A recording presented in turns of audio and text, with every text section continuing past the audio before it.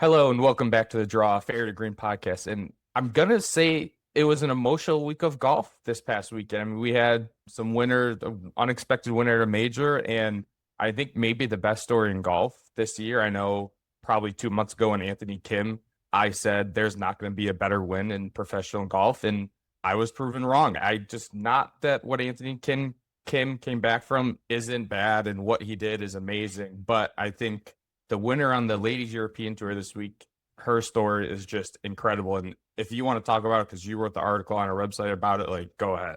Yeah. So as you mentioned, it's been a great year for stories, comebacks. Anthony Kim, Gary Woodland, and now this week on the European Tour, we have Leonie Harm, and she won the Amundi German Masters for her first professional win. And the big story this week is, I think when she was a teenager over a decade ago, I'm pretty sure she was hit by a car, at 5 a.m. when she was going for a run, and the doctors, paramedics on the scene gave her less than 1% chance of living, which it's obviously a very tragic thing and very sad thing. And, she actually made almost a full recovery from that and continued her golfing career. She won a couple amateur championships, actually quite a few amateur championships. And then she turned pro in 2020. And now she's on the Ladies European Tour. And she birdied 17 and birdied 18 to win her first Ladies European Tour win and her first professional win. So outstanding story this week. We had a pretty big story with Aaron Rai winning PGA Championship. We'll get into that, but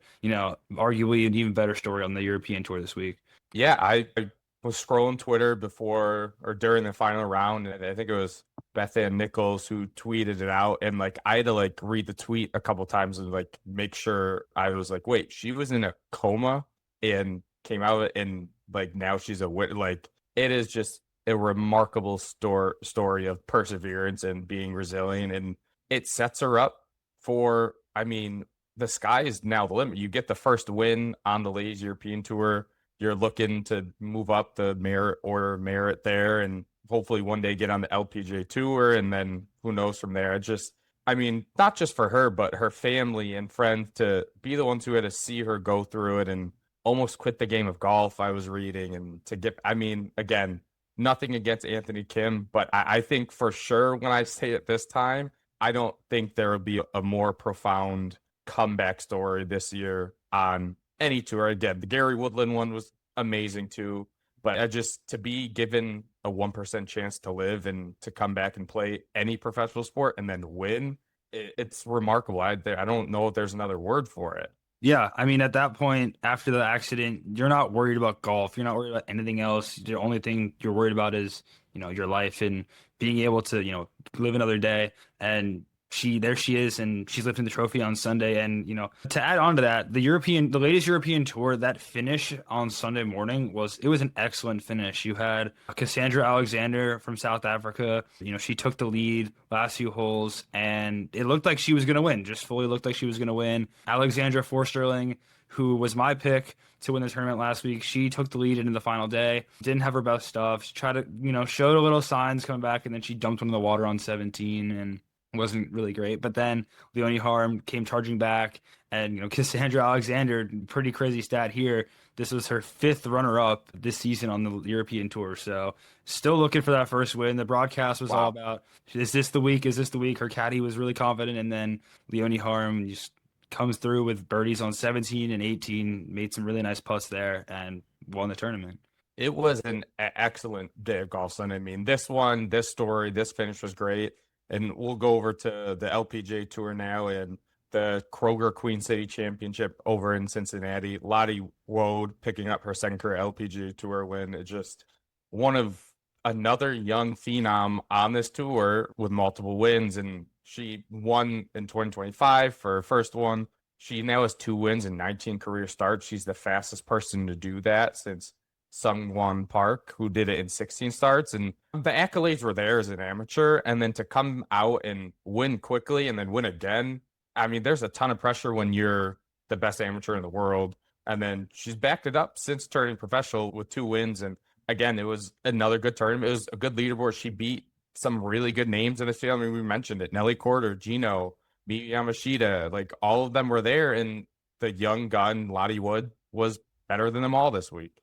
Yeah, the conversation going into this week was, Gino and Nelly. I know we talked about it. I picked Nelly, you picked Gino because, number one, number two, Nelly has 3 wins, Gino has two, won the week before. So naturally the conversation was about those two. And then Lottie Woad, don't forget about her. She won as an amateur on the European Tour, then turned professional, won the next week on the LPGA Tour. And then this season, she's having a very good season as well. She has 4 top 10s this season, so she has not played poorly by any means. And with the stacked field this week, I know she mentioned in her press conference after the round was it's really hard to win out here because you have the girls, the really talented girls like Nelly and Gino, Yu Yamashita. You have all those girls playing extremely well week in, week out, and you have to play very well to win LPGA Tour event, and she got it done this week. I'm expecting more big things from her this season because she's very good, and don't forget about her. Yeah, no, I mean, just 21 birdies, second most in the field, only 7 bogeys, third lowest in the field. I mean, if you're trying to win a golf tournament, make birdies, don't make bogeys, and she did that. And again, she beat out. I know it's not a major and all that. It's as close as a major field as you're gonna get. And to stand up top, I think she's now 10th in the Rolex rankings I'm reading. So, and again, made 9 cuts in 10 starts, 3 other top 10s out beside this one. It's just, she's going to be a force for years to come out of the LPGA Tour. And then, I mean, the Solheim Cup, she's obviously we'll see how she plays there. She's got to be on the team at this, but I'm not going to call her a shoe-in, but she probably is a shoe-in. And so that'll be interesting. Yes. So how she plays there in kind of that event, because it's a different environment as we've seen in the Ryder Cup and in past Solheim Cups before. So I think it's setting up for a great year. And again, I say it, you say it, like when the younger stars come out and they win right away, it makes the LPGA Tour better and deeper. Like what we saw last year with Miyu Yamashita finishing second player of the year in her rookie year. It creates for fun storylines, and it's like you said, she could win multiple more times this year. Oh, yeah, 100%. And there's so many talented girls on the LPGA Tour that anyone could win week in and week out. Nelly and Gino have been dominant, but I don't know if that's going to continue as the season continues. And it'll be really interesting to see with the majors coming up. They still have 4 majors left, for the season. So it's really it's anyone's, but the top players we always look at and expect big things from Nelly and Gino too. But all these talented girls coming up, and it could really be any of those if they get hot that week and they're in really good form. Yeah, I mean, it must have been a great day for someone from the country of England because you had her winning the LPGA Tour event, and then like you mentioned earlier, Aaron Rai winning the PGA Championship, Englishman. He's the first Englishman to win the PGA Championship since 19. I mean, I read that. I'm like, there's no way you're telling me Luke Donald didn't, Justin Rose hadn't. I mean, just Nick Faldo, like so many great English golfers, and not one has captured the PGA Championship. And I thought the term was great. We can talk about it now, or we can discuss it after we discuss Aaron's victory. Talk about it right now. I would love to. I want what your opinion on the golf course. Was it too hard? Did you like it? I want to hear your opinion first. I know the PGA of America has been getting a lot of slack because the tournament they set up was more like the U.S. Open. And my opinion on this is I think the PGA of America did an excellent job this week. I think making the tournament very hard, the course extremely hard, tough pin locations the first 2 days, made it like a U.S. Open the first 2 days, give the PGA Championship some bite back if they will. And because usually, I'm not going to say it is probably the easiest major of the 3 relative, depending on course conditions. The last few ones, the winning score has been double digits, pretty far under par, So yeah, it's been pretty easy in terms of a major, and I loved how they set it up the first 2 days, and then the third day they move up the tee box on 13, make it a drivable par 4. They move some pins in some more accessible locations, and you see some of these lower scores coming in for guys to have a chance to move the leaderboard going into Sunday, and it's still a very packed leaderboard. And then Aaron Rai separates himself from the group on Sunday, where there were chances for all of them to move up on Sunday. Rory McIlroy did not play well on the par 5s. Jon Rahm didn't really capitalize on the par 5s this weekend, and that cost them. And simple as that, they had the opportunity. The field had the opportunity, and Aaron Rai played lights out on the back 9 on Sunday, and he 100% deserved to win this tournament. And I have no complaints. I know we talk about guys who maybe they win a tournament, so and so, who's gonna really remember this? Not to throw any shade, but Danny Willett Masters winner. I don't think he's gonna be like a Danny Willett where he'll win and then maybe kind of disappear the way that he did. I think Aaron Rai, this is his second PGA win. He won at the Wyndham, I think last year. 2 years ago. 2 years ago, yeah. So it's not like his first win on tour kind of came out of nowhere. He's been a good golfer, been on the leaderboards pretty frequently, and I expect more wins from Aaron Rai because he obviously showed that he could be the best player in a difficult tournament. Yeah, I mean, he beat Tommy Fleetwood in a playoff on the DP World Tour back in December out in Abu Dhabi, I'm pretty sure. So he only has the one DP World or the one PGA Tour win, but he has other DP World Tour wins. And like you said, the PGA Championship is, and I don't think it's a secret. I don't think I'm bashing them. Other people have said it. It's the most boring major of the four. You have the Masters, it's Augusta. You have the US Open, it's hard. You have the British Open, it's just a different style of golf. It's just another country. Like, it's just cool. And the PGA Championship has been lacking something. They've had great winners. Brooks Koepka, 3-time champion. Justin Thomas, 2-time champion. Rory, 2-time champion. Like, they've had great winners, and they're at good venues for the most part. I mean, there are some ones that, like Quail Hollow, I don't know if it really needs to host a major, but whatever. But Aronimink is a great golf course. It's Donald Ross designed the greens. And I think partly why it played so hard the first 2 days was the wind. From what I was reading, the players didn't expect this wind, so it made the pin conditions tough and the greens tough. And cool, figure it out. I hated Shane Lowry's comment in Rory and Scott. Like, these are the toughest pins. Like, we want to play on the same. Like, I think Lowry said it after the third round. We want to play the same course 3 days in a row. We don't want to play different conditions. Like, no, you're a PGA Tour player. Like, you're not. It's not going to be 20 under winning every week. I don't want a major. I don't want a major being 20 under. Like, again, when people were predicting scores, they're like, oh, because Keegan won here, I think in 2018 at 19 under. They're like, we could probably see that again. I'm like, I don't want that.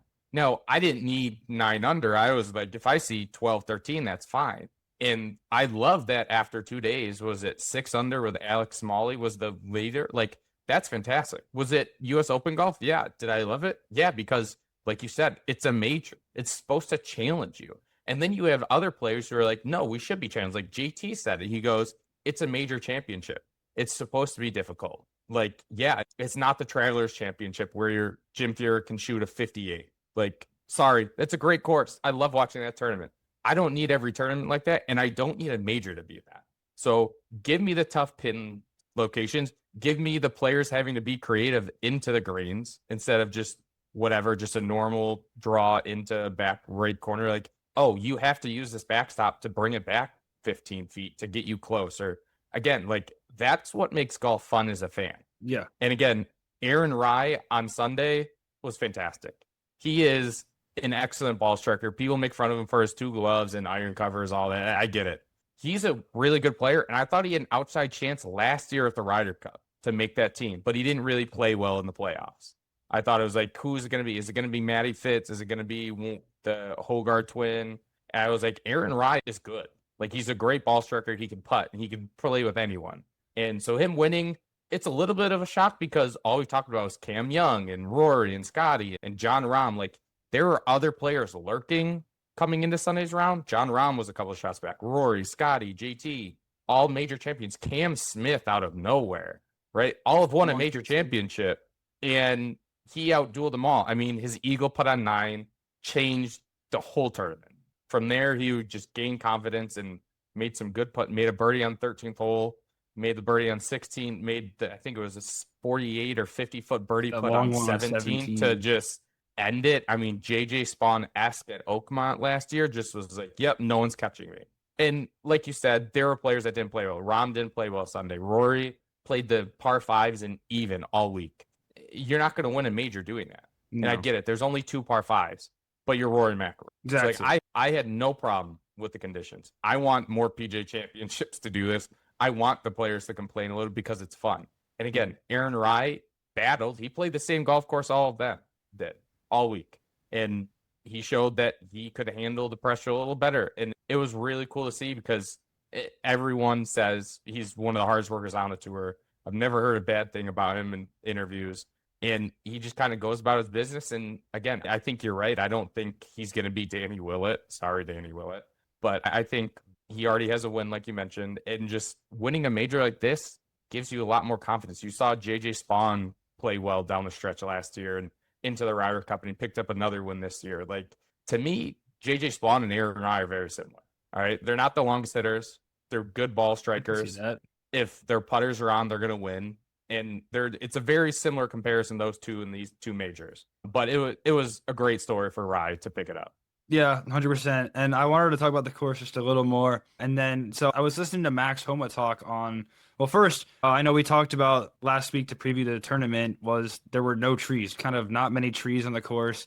And what we wanted to see was the rough and the greens. And this week, I think that players were fully penalized for not hitting fairways, which I love to see because usually a lot of players, they get away with just smacking it up there 340 yards and, they have a wedge to the green and they can keep doing that. It doesn't matter. They're not really penalized for hitting in the rough. And this week, you saw guys like hitting shots, bumping them up there, having a punch out, kind of running up to the green, which I love to see. And then Max Homa was talking about, I forget which podcast he was on, but he was talking about kind of the pins. And some of the pins they had this week, you couldn't go at the hole at all. You had the best that you could do was you had 15 or 20 feet up a hill for birdie because that's what the course was giving you. And if you went at it, you were in a tough spot. You could see some of the chips. Chris Goddard was long. I don't know if you probably saw his flop shot that he hit that was excellent, but he was almost off of the green after that shot. So I think the PGA of America did an excellent job with the pin locations, the rough. I think they nailed it this week.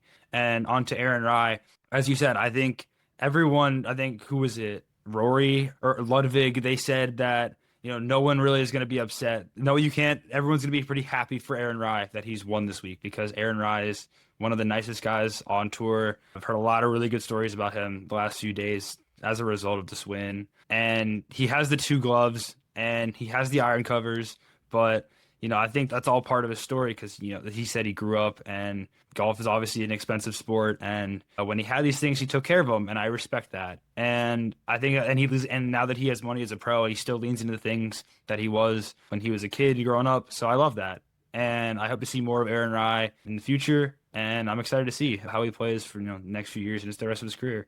Yeah, it was a really cool win. And John Rahm, he played well. Comes up short. JT posts a number that he shoots 5 under in the final round. And at one point during the final round, I'm like, is that going to hold? Is it going to be a playoff? And then Rai kind of took off. So good showing for him, especially coming from Baxter. He started to find some form of late, but still feeling his way out. Ludwig Oberg, another top 5 finish in a major. And I think he's finished like top 5 now in like 3 straight events or maybe 4 now. He hasn't got over the hump, and it's not a bad thing. It's not like he's putting himself in contention every week. That's great. But it's just like, all right, when are you going to win? Because he's played well, and it's just his putter fails him, and when it clicks, it's going to click, and I think he'll win a couple times. But, man, he has so much talent, and he leaves me wanting more. Yeah, whenever it seems as if whenever he gets to the top of the leaderboard on a Sunday, the putter turns into me, no offense, on the putting green, just is missing putts that, for a tour player and someone that we've seen before who could be converting a few more of these birdie putts, a few more of these par putts. And he doesn't capitalize on his opportunities. I think there was a stat during this round where he didn't make a putt over 9 feet for however many holes. It was a surprising amount of holes where he couldn't make a putt, and it showed. He strikes the ball amazingly, really pure swing, really good. But then, whenever he gets to the top, it's disappointing. And as you said, he expects you want more from Ludwig Oberg. Yeah, they were Rory, Scotty. There's a lot of disappointing finishes this week, but Aaron Rai did not have one of them, and he gets a nice 5-year exemption on the PGA Tour, gets in all the majors for the next 5 years and the players for the next 5 years. So, it's life-changing win. It's the biggest paycheck of his career and sets him up for, again, 5 years. So he doesn't have to worry about his job status for 5 years, and that is it eases a player's mind, and they play better almost knowing that they're safe for 5 years. So great to him. Congratulations to him. On to this week. There's 3 tournaments, no LPGA event this week. They're off, and then they're back on next week. We're gonna start with the ladies European Tour out in Morocco, the Lala Mariam Cup. All right, it's 54 holes only this week. Is it always only 54 holes, or just this week 54 holes? No, I believe just this week. I think they usually play 4 rounds. Okay. Again, it's designed. The golf course is designed by Robert Trent Jones. That's pretty cool. Again, it's in the Kingdom of Morocco. Let's see. There are two past champions in the field, Kara Gaynor and Clara Davidson Spirkova, both in the field.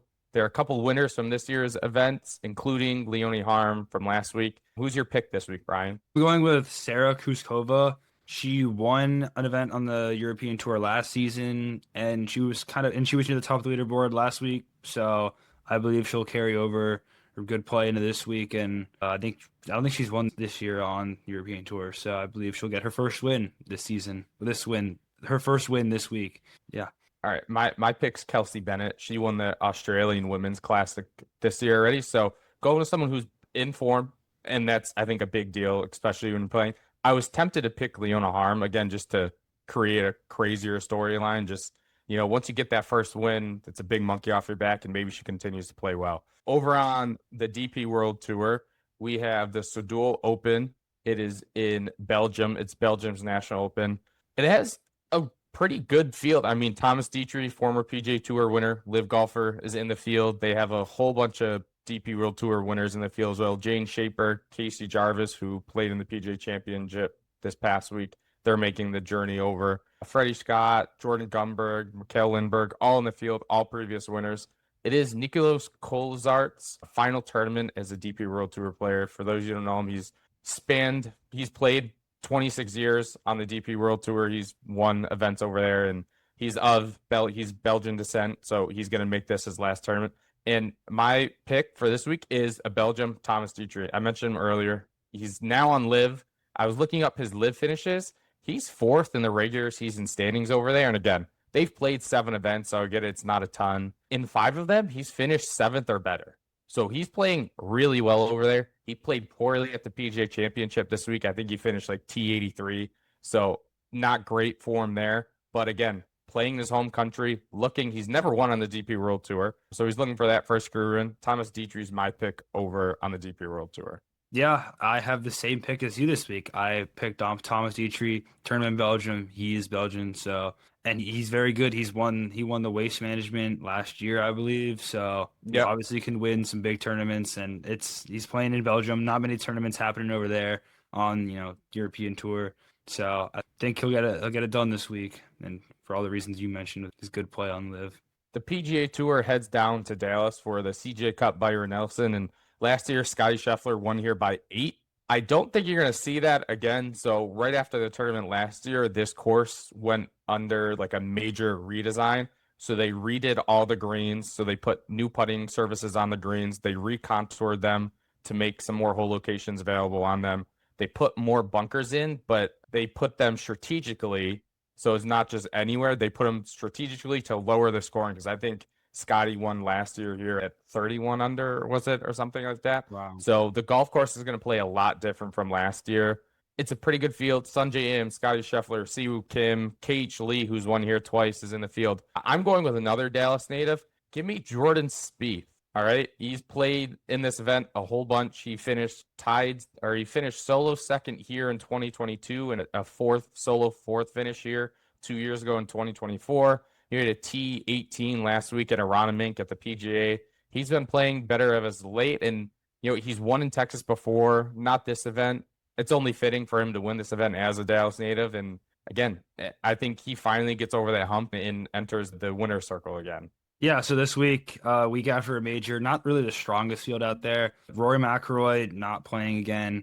We can go on about Rory McIlroy playing in one tournament before last weekend and since the Masters, but that's a whole nother conversation we can have maybe another time about the star players skipping out on tournaments. But this isn't the NBA. But for this week, I am going to go. If it's not Scottie Scheffler, I was going to go with Scottie Scheffler, but that's boring. He's the heavy favorite this week, but I won't pick him because that's boring.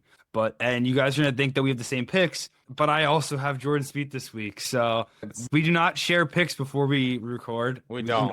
But I've also gone with Jordan Spieth this week. He played well the first round or two at the PGA Championship. His problem, he can't string together 4 good rounds. No. Always seems like something's going on. And I looked at his stats for the season, and he is in the top half of pretty much most stats in strokes gained. So he doesn't have one big problem. His putting's actually pretty solid. He's I think 42nd in putting. So when you think of Jordan Spieth, don't necessarily think putting, but his stats are pretty good for putting, and I hope he can get it done. That would be great for golf. Jordan Spieth winning. I don't know when his last win is, but it seems like it's been a minute. So I think maybe the RBC Heritage in yeah, 23.